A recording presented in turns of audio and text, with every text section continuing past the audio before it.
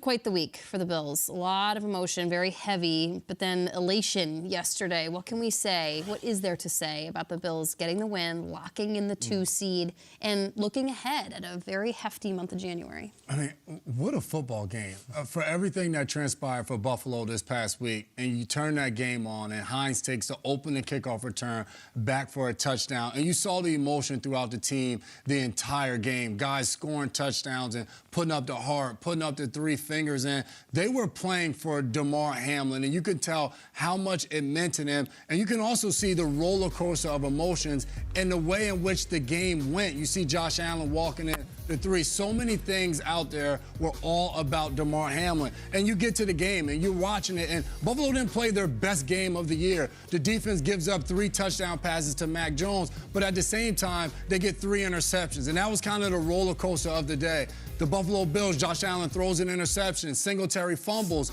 but then he throws 2 40-yard bombs for touchdowns. On special teams, we talked about the Hines. He had the 2 kickoff return touchdowns, but then Tawan Jones, his foot hits the ball, and the Patriots get it. So it was just so many different emotions the way the game goes. And it's like when you don't really practice all week and there's so many things in your mind distracted, but still somehow it all aligned for them to win that game. It was awesome to see. I feel like it happens about once a season, but I'm watching the games at home and I actually scream. Like I scream in my living room. And when Nyheim Hines hit the Jets, I screamed. I screamed like 3 times. I just couldn't believe it. I got like a bunch of tweets and a couple of texts from people who were there at the game. And these are people saying, I've been going to Bills games for 38 years. I've never heard the stadium louder. As he's crossing the goal line, people are hugging and crying and high-fiving strangers, and it was this unbelievable moment. And then it happened again. We've said it 1,000 times, surreal. And this is the moment right here. And I said it's the fastest a Bills players run all season. It was like he was being motivated by something else. On the football side, and then you're like, are the Bills going to lose this game? Because the Patriots came to play. And Mac Jones in the first half and 2.5 quarters, I don't know if he's ever looked better. And so the Patriots were very much their equal and were tied 14-14 at halftime after all this. So the Bills cocked back and threw up a couple of bombs, and it was nice to see on the football side. They said this in the broadcast that they haven't had any deep shots for weeks, even months. Like they don't have 61 yards to Gabe Davis. It's all these short little things, and they've had a lot of issues in the red zone. So the fact that they could hit a deep one, and then like a 10 out of 10 A+ beautiful one to Stephon Diggs is a nice little like sense of reassurance that we have an emotional thing going on, but like we're also still Allen and Diggs, and we can ball like crazy. And now they play the Dolphins next week, like the weird Dolphins. We don't know where it's going, but they'll be right back in that same exact stadium next Sunday. Yeah, I can't get over how taxing that game was to watch yesterday. And I don't think we can say it enough.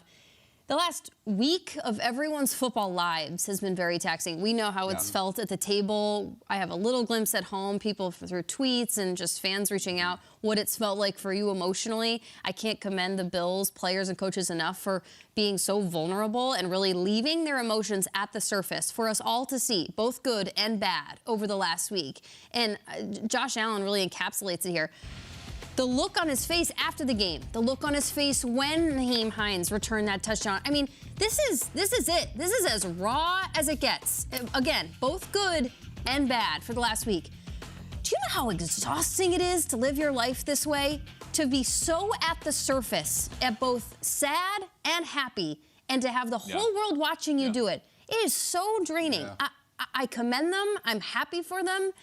I feel like we're all living it with them, but frankly, Peter, I don't know how they keep doing it. It's such a challenge. That's my take right here. And I don't know if the Dolphins are going to have enough to give them a challenge, but like what they just went through these last now 7 days, as this was last Monday night, I don't think any team has been through a collective, emotional, traumatic, then yesterday just complete exuberance. Like it's not even a roller coaster. It's a whirlwind. It's a season's worth right there. And now it's like, all right, we got another month of football to go. What they did yesterday to put it together like that and win that game, that was amazing. And they compartmentalized and they were able to focus on football. And this journey that they're on right now, I said it on Friday, if they can do this thing and finish the whole deal and hoist that Lombardi, it might be the most triumphant Super Bowl team we have ever seen. And that's this season, but it also goes into last season, how it ended. It also goes into the 90s when they lost 4 Super Bowls in a row. Like, I'm not being too dramatic here. If this Bills team finds a way to hoist this Lombardi, there may be no greater Super Bowl story we've ever seen. And Jamie, you're right. I don't know how they have anything left in the tank. We just did a television show last week trying to cover this thing emotionally. And I'm on fumes now, still. They've got to go another month and keep playing football. And yet, they did it yesterday. They